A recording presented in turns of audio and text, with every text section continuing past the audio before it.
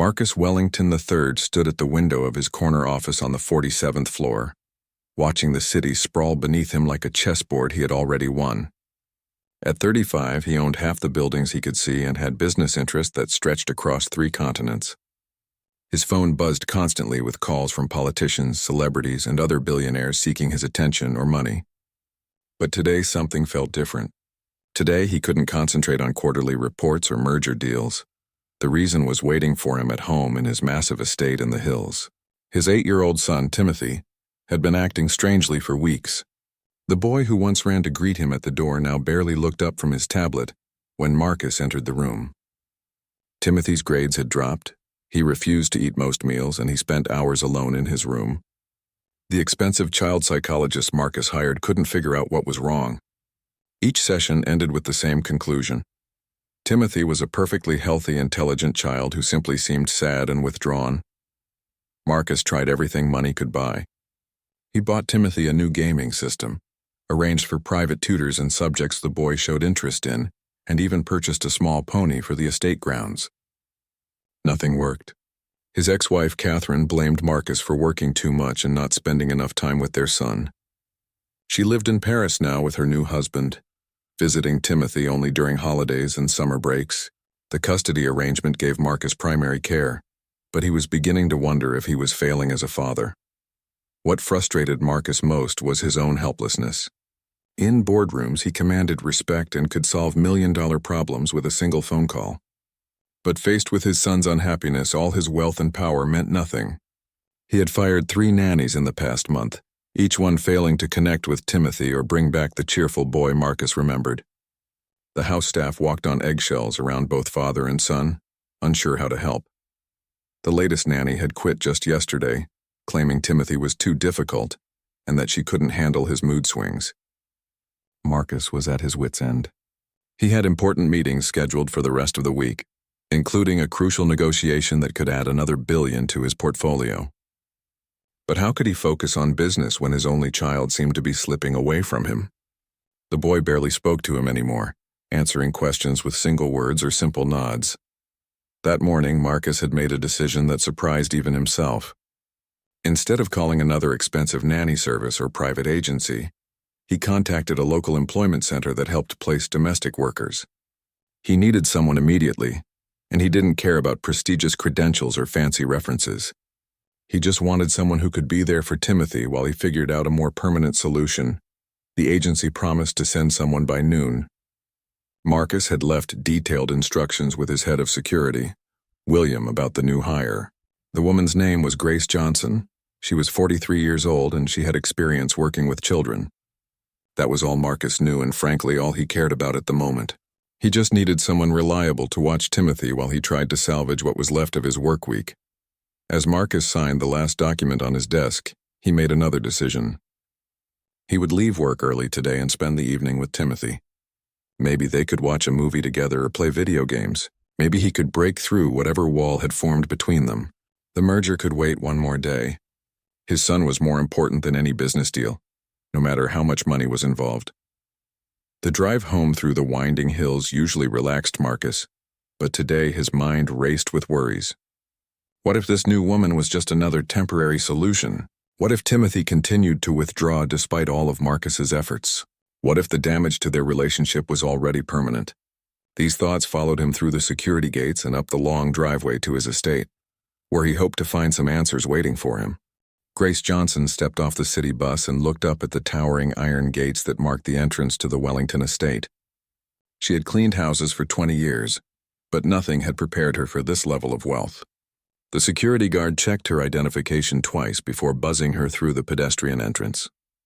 As she walked up the curved driveway, she counted 14 luxury cars parked in front of the mansion, each one worth more than she had earned in the past 5 years combined. Her worn canvas bag contained everything she owned that mattered: a change of clothes, her late mother's Bible, a photo of her own son David, who had died in Afghanistan 3 years ago, and a small wooden cross her grandmother had carved. Grace had learned not to expect much from wealthy families. They usually saw her as invisible furniture that moved around their houses, cleaning up their messes and caring for their children without forming any real connections. She was fine with that arrangement. It paid the bills and kept her mind occupied. The head housekeeper, Mrs. Patterson, met Grace at the servants' entrance and gave her a quick tour of the house. The mansion had 37 rooms, including 6 bedrooms, 8 bathrooms, a library, a gym, an indoor swimming pool, and a movie theater. Grace tried to memorize the layout while Mrs. Patterson explained the daily routine. Mr. Wellington worked long hours and rarely came home before 8 in the evening. Timothy ate breakfast at 7, had online tutoring sessions from 9 to noon, and spent most afternoons alone in his room or the backyard. Timothy Wellington was sitting at the kitchen island when Grace first saw him, picking at a sandwich that looked barely touched. He was small for 8 years old with dark hair like his father and sad brown eyes that seemed too old for his face. He wore expensive clothes that hung loosely on his thin frame, and he kept his gaze fixed on his plate even when Mrs. Patterson introduced Grace as his new caregiver. Grace had worked with difficult children before. Some were spoiled and demanding, others were neglected and angry. But Timothy was different. He wasn't rude or rebellious. He was simply empty, like a light had gone out inside him. When she asked if he wanted to finish his lunch, he shrugged. When she suggested they go outside to play, he shook his head without looking up. When she offered to read him a story, he quietly said he preferred to be alone. Most caregivers would have respected his wishes and found other tasks to occupy their time. Grace chose a different approach. She sat down across from Timothy at the kitchen island and began eating an apple she had brought from home. She didn't try to make conversation or force interaction. She simply shared his space and let him get used to her presence. After 20 minutes, Timothy glanced up at her briefly before returning his attention to his plate. The afternoon passed slowly. Timothy went to his room to play video games while Grace familiarized herself with the house and observed the daily routines. She noticed that none of the staff interacted with the boy beyond basic necessities. They brought him meals, cleaned his room while he was elsewhere, and answered his rare questions with polite efficiency. It was clear they cared about doing their jobs well, but they maintained professional distance from the family's personal problems. Grace had seen this pattern before in wealthy households. The parents worked constantly to maintain their lifestyle. The staff focused on their duties without emotional involvement, and the children learned to navigate their loneliness alone. Timothy had everything money could buy except the one thing he needed most: genuine human connection and attention from adults who truly cared about his well-being, rather than just his physical needs. By evening, Grace had formed a plan. She wouldn't try to replace Timothy's father or become his best friend overnight. Instead, she would offer him something he had been missing: consistent, patient presence from an adult who had time to really see him. She had learned from her own son's childhood that sometimes the most powerful thing you could give a hurting child was simply showing up every day and proving that you cared enough to stay. When Mr. Wellington called to say he would be home late due to an unexpected meeting, Grace wasn't surprised. She prepared dinner for Timothy and ate with him in the kitchen, maintaining the same comfortable silence she had established earlier. This time, though, he finished most of his food and even asked her name. It was a small step, but Grace recognized it as progress. Tomorrow she would try to take another step forward in earning his trust and helping him find his way back to happiness. The next morning brought the first real breakthrough. Grace arrived at the estate to find Timothy sitting alone in the massive dining room, staring at a bowl of cereal that had turned soggy while he ignored it. The formal dining table could seat 16 people, but he looked impossibly small sitting at one end by himself. Grace quietly took the bowl away and asked if he would like to help her make fresh breakfast in the kitchen instead. For the first time since she had arrived, Timothy showed a spark of interest. He followed her to the kitchen and watched as she gathered ingredients for pancakes from scratch. Grace had learned this recipe from her own grandmother, who always said that food made with love tastes different from food made out of duty. As she measured flour and cracked eggs, she told Timothy stories about helping her grandmother cook when she was his age, making mistakes that turned into family legends. Timothy didn't say much, but he listened carefully to every word. When Grace asked if he wanted to stir the batter, he nodded and moved closer to the counter. She guided his small hands as he mixed the ingredients, praising his careful technique and making gentle jokes when flour ended up on both their clothes. For the first time in weeks, Timothy smiled. It was a small, hesitant expression, but it transformed his entire face and gave Grace hope that the real boy was still there beneath the sadness. They cooked together for an hour, making far more pancakes than two people could eat. Timothy suggested they could share with the household staff, which surprised Grace with his thoughtfulness. They prepared plates for Mrs. Patterson, the gardener, and the security guards, with Timothy carefully arranging the pancakes and adding butter and syrup exactly the way each person preferred. Grace watched him work and realized that his isolation had made him incredibly observant about the people around him, even if he rarely interacted with them. The morning tutoring session went better than usual because Timothy had eaten a full breakfast and seemed more alert. Grace stayed nearby, organizing supplies and occasionally helping him with difficult problems when his regular tutor stepped out for phone calls. She noticed that Timothy was actually very bright but lacked confidence in himself. When he got frustrated with math problems, she showed him different ways to think about numbers that made the work easier and more fun. After lunch, Grace suggested they explore the estate grounds together. The property included gardens, a tennis court, a swimming pool, and even a small greenhouse that hadn't been used in years. Timothy had lived in this mansion his entire life, but he had spent so much time indoors that he had never really explored everything available to him. They walked through the gardens where Grace identified different flowers and herbs by name, sharing stories about how her own mother had taught her to recognize plants and their uses. The greenhouse became their special discovery. It was dusty and filled with empty pots and old gardening tools, but Grace saw its potential immediately. She asked Timothy if he might like to grow something together, maybe vegetables or flowers they could take care of every day. The idea excited him more than anything had in months. They spent the afternoon cleaning the space and making lists of supplies they would need to start their own garden project. When evening approached, Timothy seemed genuinely disappointed that their day together was ending. He helped Grace prepare dinner and set the table in the kitchen, rather than the formal dining room. As they worked side by side, he began talking more freely, telling her about his favorite video games and asking questions about her life before she came to work for his family. Grace answered honestly but carefully, sharing appropriate details about her experiences without overwhelming him with adulty concerns. The change in Timothy's behavior was obvious to everyone in the house. Mrs. Patterson commented that he seemed more like his old self, and even the security staff noticed that he had greeted them cheerfully when they delivered the gardening supplies Grace had requested. For the first time in weeks, Timothy fell asleep easily that night, excited about continuing their greenhouse project the next day. Grace felt hopeful but cautious. She knew that real healing takes time and that Timothy's problems went deeper than simple boredom or loneliness. But she also knew that every child needs at least one adult who sees their potential and believes in their worth. She was determined to be that person for Timothy, regardless of how long Mr. Wellington decided to keep her employed. Sometimes the most important work happens in small, quiet moments that no one else notices. By the end of the first week, Grace had established a routine that brought structure and joy back into Timothy's daily life. Each morning began with cooking breakfast together, followed by his tutoring sessions where she provided quiet support and encouragement. Afternoons were spent in the greenhouse they had transformed from a forgotten storage space into a thriving garden workshop. Timothy had chosen to grow tomatoes, herbs, and sunflowers, carefully tending to each seedling as if it were a precious treasure.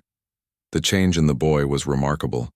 He spoke more each day, sharing thoughts and questions he had been keeping to himself for months. Grace learned that Timothy felt responsible for his parents' divorce, believing that if he had been a better son, they would have stayed together. He also worried constantly about disappointing his father, convinced that nothing he did would ever be good enough for such a successful and important man. These fears had been eating away at him, making him withdraw from everyone who tried to help. Grace addressed these concerns with the gentle wisdom she had gained from years of raising her own son and working with troubled children. She explained that adult problems like divorce happen for reasons that have nothing to do with children, and that parents sometimes make decisions based on their own unhappiness, rather than anything their kids have done wrong. She helped Timothy understand that his father's busy schedule reflected the demands of running a business, not a lack of love for his son. More importantly, Grace showed Timothy through her actions that he was worthy of attention and care. She remembered details about his interests, celebrated his small victories in the garden, and listened patiently to his stories about school friends and favorite movies. When he made mistakes or got frustrated, she responded with kindness rather than criticism, teaching him that everyone learns through trial and error. The greenhouse project became a symbol of Timothy's growing confidence. Each plant that sprouted represented proof that he could nurture something and help it grow. Grace taught him about responsibility and patience as they watered the seedlings, checked for pests, and adjusted the temperature to create optimal growing conditions. Timothy took pride in explaining the different plants to Mrs. Patterson and the other staff members, who were amazed by his enthusiasm and knowledge. Grace also noticed that Timothy was hungry for information about the world beyond his privileged bubble. He asked endless questions about her life experiences, wanting to know about different neighborhoods, types of jobs, and how families with less money manage their daily lives. She answered his questions honestly but appropriately, helping him develop empathy and understanding for people whose lives were very different from his own. One afternoon, Timothy surprised Grace by asking if they could make cookies for the security guards, who had been especially helpful with their gardening project. They spent 2 hours baking chocolate chip cookies from scratch, with Timothy carefully measuring ingredients and decorating each cookie with extra chocolate chips arranged in smiley faces. When they delivered the treats to the guard station, Timothy's genuine gratitude and enthusiasm touched the tough men who had been protecting his family for years. The household staff began to see Timothy in a new light. Instead of the sad, withdrawn boy who barely acknowledged their existence, he became a cheerful presence who greeted them by name and showed interest in their work. He helped Mrs. Patterson fold laundry, asked the gardener about different types of flowers, and even convinced the chef to teach him how to make his favorite pasta sauce. These interactions helped Timothy feel connected to the people who cared for his home and gave him a sense of belonging. He had been missing. Grace was careful not to overstep her boundaries or undermine Mr. Wellington's authority as Timothy's father. When the boy expressed frustration about his father's long work hours, she encouraged him to think about ways to make their limited time together more meaningful. She helped him plan special activities they could do when his father came home early, and she taught him to appreciate the efforts his father was making to provide for their family. As Timothy's confidence grew, so did his curiosity about Grace's life and experiences. He asked thoughtful questions about her son David, and seemed to understand instinctively that this was a topic that required sensitivity and respect.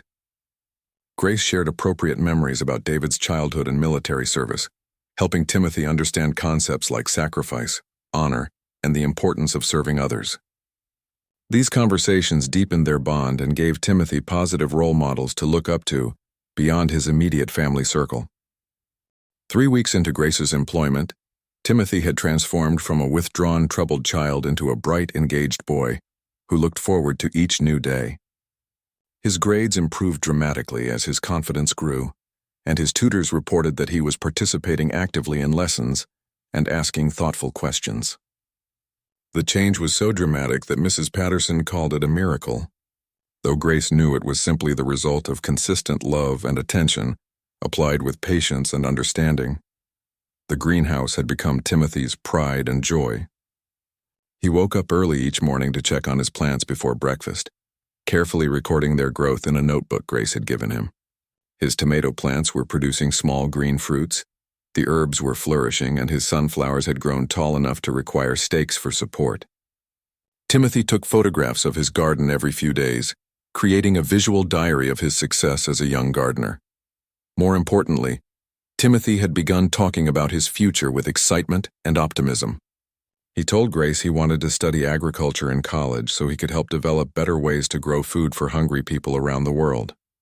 He had started reading books about farming and environmental science, subjects that had never interested him before he discovered his talent for nurturing plants. Grace encouraged these dreams while helping him understand that he had many years to explore different interests and career possibilities. Timothy's relationship with the household staff had also blossomed into genuine friendships. He spent time with Mrs. Patterson learning about managing a large household, helped the chef experiment with recipes using herbs from his garden, and even convinced the security team to let him help wash their patrol cars on weekends. These interactions taught him valuable lessons about respect, hard work, and the dignity of all types of employment. One particularly meaningful development was Timothy's growing desire to help others. He asked Grace if they could grow extra vegetables to donate to families who didn't have enough food. Together, they researched local food banks and shelters, and Timothy used his allowance to buy additional seeds and supplies for their expanded garden project. Grace was moved by his generous spirit and impressed by his mature understanding that his privileged position came with responsibilities to help those less fortunate. The boy also began expressing interest in his father's business, asking intelligent questions about how companies work and what kinds of problems entrepreneurs need to solve. Grace encouraged him to think about business as a way to create jobs and provide useful products or services to society, rather than just a method for making money. She helped him understand that successful business people often find ways to help their communities while building profitable enterprises. Timothy started keeping a journal where he wrote about his daily experiences and thoughts about the future. Grace had suggested this activity as a way to help him process his emotions and develop his writing skills. His entries revealed a thoughtful, compassionate child who was learning to see beyond his own immediate concerns to consider the needs and feelings of others around him. He wrote about wanting to make his father proud, helping people in need, and becoming the kind of person who makes a positive difference in the world. The most significant change was in Timothy's overall emotional health and stability. The anxiety and depression that had worried everyone for months had lifted, replaced by natural childhood enthusiasm and curiosity. He laughed frequently, asked endless questions about everything around him, and showed genuine excitement about learning new skills and taking on new challenges. His appetite had returned, and he was sleeping peacefully through the night for the first time in months. Grace knew that her time with the Wellington family was probably temporary. Wealthy families usually preferred more formal arrangements with credentialed professionals rather than working-class women like herself. But she was determined to give Timothy tools and experiences that would serve him well, regardless of who cared for him in the future. She taught him practical life skills, encouraged his natural empathy and intelligence, and helped him develop the confidence to form healthy relationships with peers and adults. Most importantly, Grace had helped Timothy understand his own worth as a person separate from his family's wealth and status. He was learning that his value came from his character, kindness, and efforts to grow and learn, rather than from material possessions or social position. This foundation would serve him throughout his life, protecting him from the emptiness that often afflicted children who grew up with every advantage except genuine love and attention from caring adults who believed in their potential. Marcus Wellington had been so consumed with emergency business meetings and crisis management at his company that he hadn't been home during daylight hours in over a week. A major competitor had launched a hostile takeover attempt, requiring him to work 18-hour days coordinating with lawyers, accountants, and board members to protect his empire. He left for the office before dawn and returned long after Timothy's bedtime, catching only glimpses of his son at breakfast or hearing reports from Mrs. Patterson about his daily activities. The reports had been uniformly positive, which both relieved and puzzled Marcus. For months, every caregiver had complained about Timothy's difficult behavior, withdrawn attitude, and refusal to engage with activities or lessons. Yet Mrs. Patterson consistently reported that the boy was thriving under Grace's care, participating enthusiastically in his studies, and showing remarkable improvement in his mood and social interactions with the household staff. Marcus had been too busy to investigate these changes personally, but he made mental notes to spend quality time with Timothy once the business crisis was resolved. He had asked his assistant to clear his schedule for the upcoming weekend so he could focus entirely on his son and evaluate whether the new arrangement was truly working as well as the staff claimed. Deep down, Marcus remained skeptical that a woman from an employment center could succeed where expensive specialists had failed. On Friday afternoon, Marcus received the news he had been fighting for all week. His company's shareholders had rejected the takeover bid by an overwhelming margin, and the hostile competitors had withdrawn their offer. The immediate crisis was over, and Marcus could finally return to a more reasonable work schedule. He decided to surprise Timothy by coming home early and spending the entire evening together, perhaps ordering pizza and watching movies like they used to do before the boys' problems began. As Marcus drove up the winding road to his estate, he felt a mixture of exhaustion and anticipation. The past month had been the most challenging period of his career, but also the most successful in terms of defending his company's independence and market position. He was eager to celebrate his victory by reconnecting with his son and assessing whether Grace had truly made the positive impact that everyone claimed. The first thing Marcus noticed when he parked his car was the sound of laughter coming from somewhere behind the house. It had been so long since he heard Timothy laugh that he almost didn't recognize his son's voice mixed with the warm, encouraging tones of an unfamiliar woman. Curious about what could be causing such genuine joy, Marcus walked around the side of the mansion, toward the source of the sounds rather than entering through the front door as he usually did. What he discovered stopped him in his tracks and challenged every assumption he had made about his son's care and his own role as a father. In the restored greenhouse that he had forgotten existed, Timothy and Grace were working together on what appeared to be a thriving garden project. Timothy was carefully transplanting seedlings while explaining their growth progress to Grace. With the expertise and enthusiasm of a professional botanist, Marcus watched in amazement as his son demonstrated confidence, knowledge, and joy that he hadn't seen in months. Timothy's posture was straight and proud as he showed Grace which plants were ready for larger pots and which ones needed more time to develop stronger root systems. His face glowed with accomplishment as he pointed out new growth on his tomato plants and measured the height of sunflowers that had reached his shoulder. But what struck Marcus most profoundly was the quality of interaction between Timothy and Grace. She listened to his explanations with genuine interest and respect, asking thoughtful questions that encouraged him to think deeper about his observations.